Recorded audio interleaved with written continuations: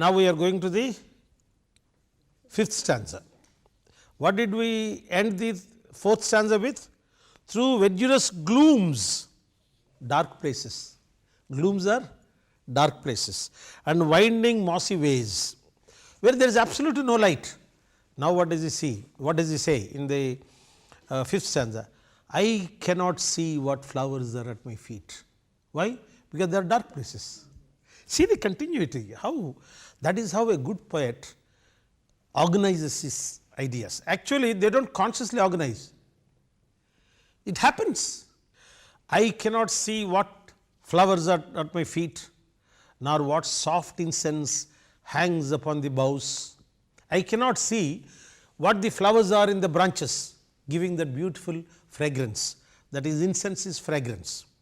I cannot see the flowers at my feet, I cannot see the flowers from the flowers in the branches. But in embalmed darkness, embalmed means fragrant, full of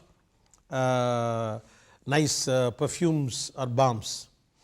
But in embalmed darkness, guess each sweet wherewith the seasonable month endows the grass, the thicket and the fruit tree wild. See, I cannot see, but I can guess with the help of the fragrance of the flowers. Hey, what is the particular tree? Which is this tree? Is it rose? Is it this? Is it that? I do only with the help of my smell. I told you he is a sensuous poet. I cannot see, but I can smell. And every month according to its season, seasonable month, endows the grass, the thicket. Thicket is thorny shrubs. Thicket is thorny shrubs with dark red fruits, small dark red fruits, that is thicket. And the fruit tree wild fruit trees. There will be so many fruit trees in the forest. I can smell them. Sometimes you can smell fruit also, not just flower. Is it mango or banana, pineapple, you can see. Even if there is no light in the fridge, you open it, you can see, hey, there is something here. White hawthorn and the pastoral eglantine. I tell you why I first read, this is done deliberately. In the beginning, when I read, I said eglantine, but now I am reading it as eglantine. I tell you the reason. White hawthorn and the pastoral eglantine. Eglantine also is a sweet shrub, giving beautiful fragrance. Fast fading violets covered up in leaves. Again, violets are flowers, fast fading violets covered up in leaves. And mid-May's eldest child, the coming musk rose full of dewy wine, the murmurous haunt of flies on summer eves. Musk rose is a kind of, with large, is not rose, a kind of rose with the large white flowers smelling of musk.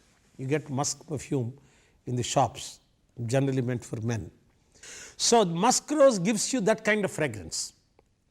Now, the coming musk rose full of dewy wine. The musk rose has a lot of wine or nectar for the flies and bees. The flies and bees, they come, butterflies and all that, to take that nectar. So, the coming musk rose full of dewy wine, the murmurous haunt of flies on summer eves. The flies come and that is the murmurous haunt of flies.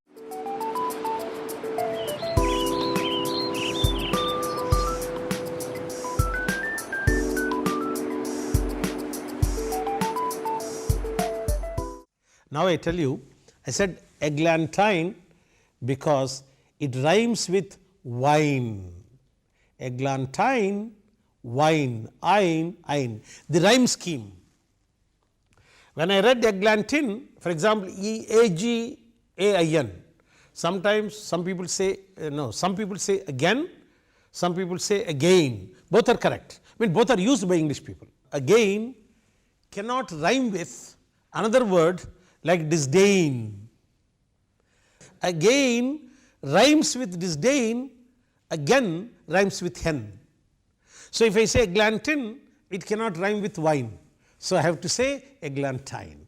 That is why deliberately I first mispronounced it to show you what rhyme scheme is. In every stanza, look at this. I cannot see what flowers are at my feet, but in embalmed darkness guess each sweet. Feet, sweet. The similarity of sameness of sound at the end of the line is called rhyme. R-H-Y-M-E.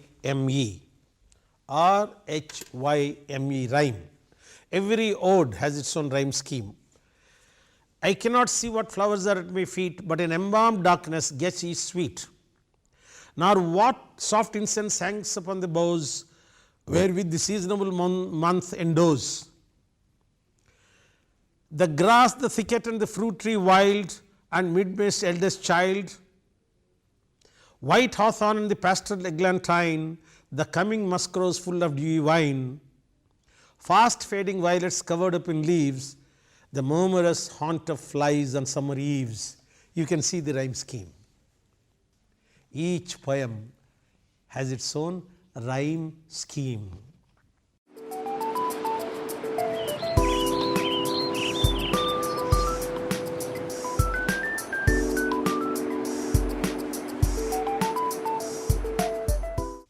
The murmurous haunt of flies. What is murmurous haunt? Something to hear? You won't touch the haunt. When the bees come and hover around, you hear the music, the murmuring, right? It refers to sense of hearing. Now, what does he say? Darkling I listen. I am now again linking you to how these stanzas are linked. Darkling is in the dark, I listen. See that interesting thing? Here is totally dark, I cannot see anything, but I can smell.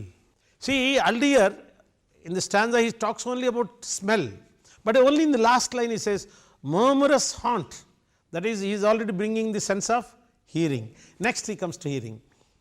Darkling I listen, for many a time I have been half in love with easeful death. When you are in severe pain, sometimes you say, why this life? Why not die? I always refer to a beautiful expression in Kamala Das's My Story. She uses the expression delicious death. How can death be delicious? What nonsense. Delicious food, yes. Delicious ice cream, yes. Delicious, what is that, butterscotch ice cream, yes. What is delicious death? Only someone who is in pain, who seeks death, will find it delicious. Something which is welcome. So he says, for many a time I have been half in love with easeful death. He introduced himself. My heart aches, and a drowsy numbness pains my sense, as though of hemlock I had drunk. His heart is aching. His senses are drowsy. They are becoming numb. He says, why not become permanently numb? There's a very interesting thing. He is in love with what? Not death. Easeful death. He doesn't want painful death. He wants just ease away, because he saw his brother suffering. Yes, death is inevitable. Death is inevitable. So, die I don't mind, but I want easeful death. See how powerful his imagination, his picturesque imagery is. Darkling I listen, and for many a time I have been half in love with easeful death. Look at this. Death and darkness are supposed to go together. Life and light are supposed to go together. So he says, in the dark I listen, and for many a time I have been half in love with easeful death, called him soft names in many a mused rhyme. I talked about death in my poetry. And what is soft name? Nothing to do with software. Gentle and pleasing names. He did not use bad language about death. He always said, oh my dear, oh nice, why don't you come and take me? Sweet names.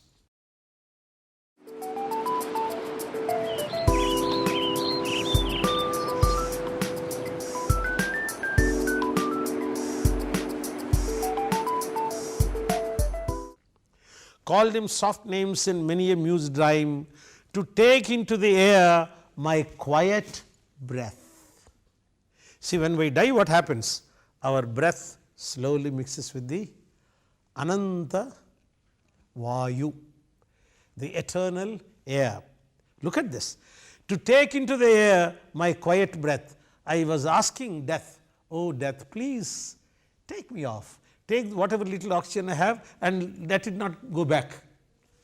Don't give me oxygen. Take away my carbon dioxide, let me die. To take into the air my quiet breath. Now more than ever seems it rich to die. I told you, delicious death. Now he says rich death.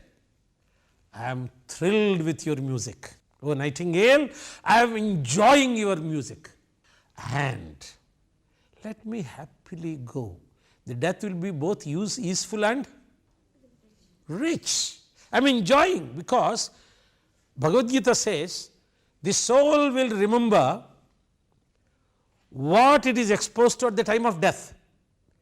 When in our movies they show at the time of death someone comes and reads Ramayana and some Purana, because you want to remember God at least at the time of death. Here he says beautiful music, so rich, rich melody. Rich death, not painful death, accidental death, and you are in the hospital for 10 days, people are waiting for you to die and you die. No, he doesn't want that. He wants easeful death. Now he says this is the right time. It is not only easeful, but also rich. Now more than ever, it seems it rich to die, to seize upon the midnight, because the moonlit night I told you, to seize, that is to cease to exist. When? Upon the midnight, with no pain, I am enjoying the music. I am enjoying this fragrance of the flowers. Both my sense of smell and the sense of hearing are richly rewarded.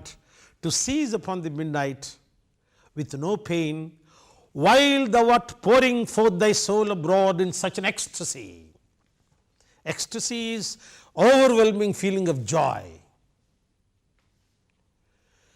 Overwhelming feeling of joy. You are enjoying this singing, and I am one with you. He earlier says, I am already with thee. With thee is not only physical thee, I am one with you. This is what I have already said. Negative capability. He can feel like Nightingale now. A very interesting point. I am with thee. Now he says, I would like to die while thou art pouring forth thy soul abroad in such an ecstasy. Abroad means out, not abroad, foreign countries. Soul, coming your soul, pouring forth thy soul. Soulful music in such an ecstasy. Still wouldst thou sing and have ears in vain. You will continue to sing, but slowly I will not be able to enjoy much. To thy requiem become a sword. He wants to die now. Once he dies, your music will continue, I will cease to exist. And to thy high requiem become a sword, I will be just nothing. Requiem is a song which is sung for the repose of the dead. So, he wants to die. I can't hear your music, but you will sing, you will have that beautiful requiem for me. Now he has talked about death. See what he is doing in the next stanza.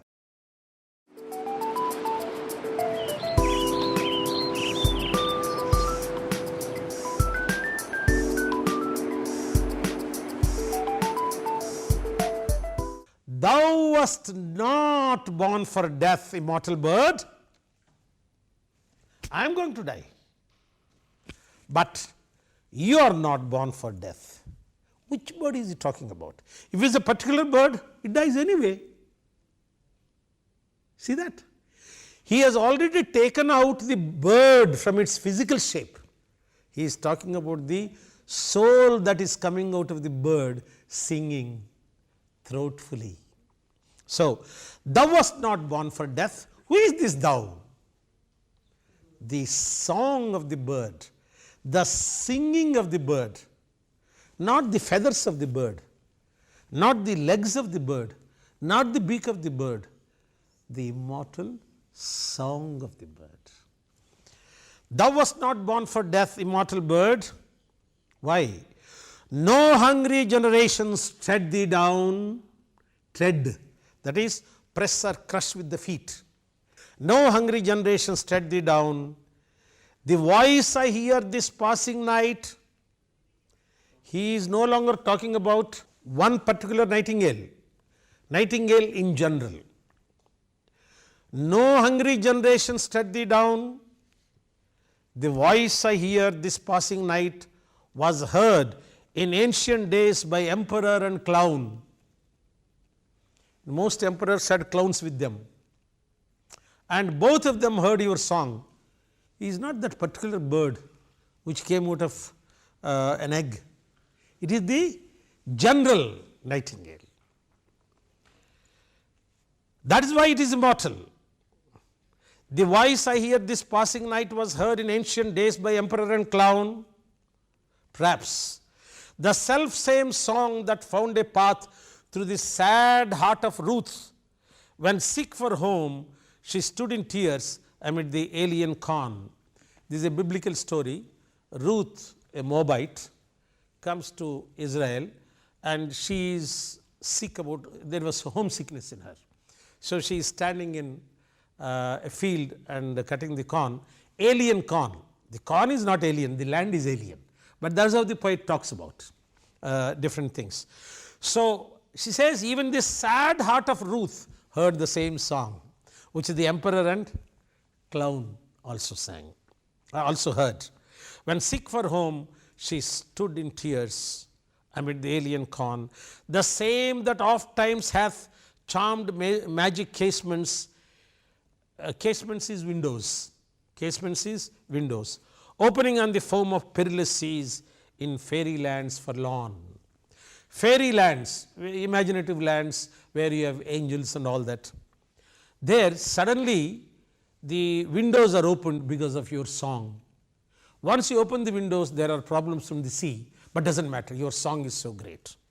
Now he says, of perilous seas in fairy lands forlorn. Forlorn is sad or abandoned or lonely. I told you lonely. In the beginning he talks about my heart aches and a drowsy numbness pains, singular. Now this loneliness comes back.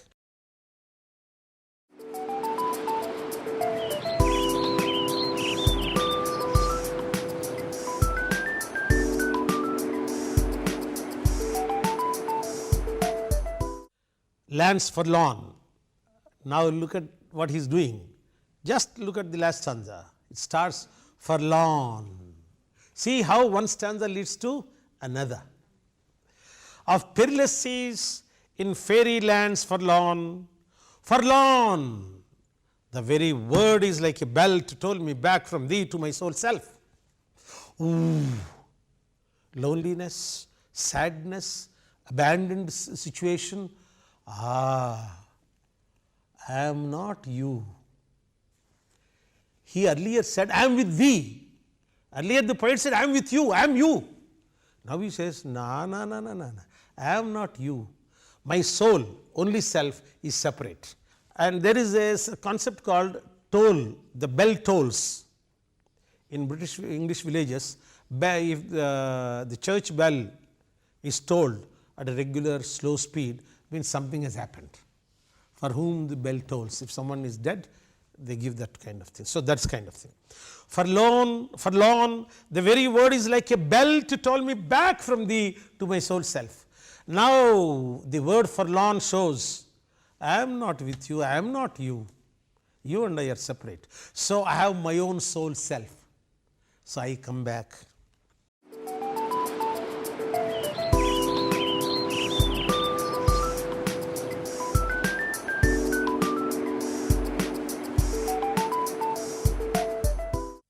Adieu, goodbye.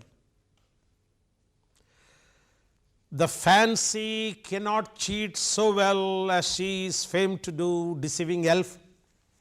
Fancy, you fancy as if you are something. You fancy you are Nightingale. You fancy you can sing that immortally. You fancy there is no pain. No.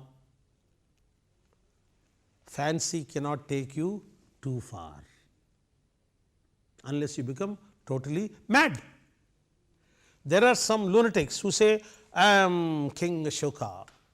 The other fellow says, no sir, I am King Ashoka. He is nonsense. He is Akbar only. Right? That kind of thing. So, fancy, imagination. Here now take fancy as imagination.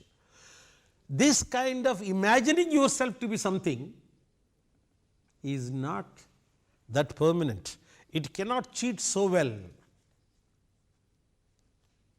So, adieu, the fancy cannot cheat so well as she is famed to do, deceiving elf. Elf is a small mischievous being. So, this fancy is referred to as deceiving elf. Adieu, adieu. Now, look at this. Thy plaintive anthem fades. Now, he talks about plaintive anthem. Plaintive is mournful. Earlier, he was talking about all happiness without problems. Now, he is sad. So, he thinks some of these things can be, the tunes could be plaintive. Adieu, adieu, that is goodbye, goodbye. Your mournful musical composition disappears gradually, fades, disappears. See, even when your imagination is over, you can still hear something, slowly it goes. Past the near meadows, over the still stream. Now, what is he doing? He is coming back from the forest. Earlier, he was in dim forest. When he is coming back from the forest, see that. Past the near meadows, over the still stream, up the hillside, and now it is buried deep in the next valley glades. I am going, your sound also is fading. Was it a vision or a waking dream? Now he says, I was with the bird, I was enjoying all the music, there was total darkness in the forest, I could only smell the flowers, I can only listen to sounds of the humming bees and all that. What happened? What happened? Was it a vision? Was it a waking dream? Fled is that music. He slowly faded away. Now he says it has fled. Fled is running away very fast. Fading is going away gradually. That means when he is coming back from that kind of charmed condition, he was in a kind of condition of a lot of high imagination. Once the imagination is gone, hey, where is the music? It's gone. Do I wake or sleep? What do I do? What am I doing? Should I now remain awake or go back to sleep? That he is not fled with that music, gone. What happened to me? A poet, it actually happened. He listened to Nightingale sitting in his house. He enjoyed that music. He imagined, see, actually people who have some problems, they try to get away from their problems with the help of some distractions.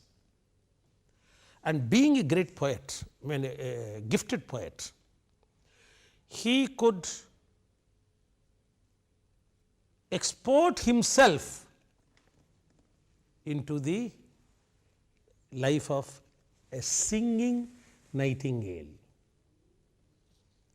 A nightingale which is not a nightingale or the nightingale, nightingale, singing nightingale. It is the song that matters for him. And he just lifted himself to that.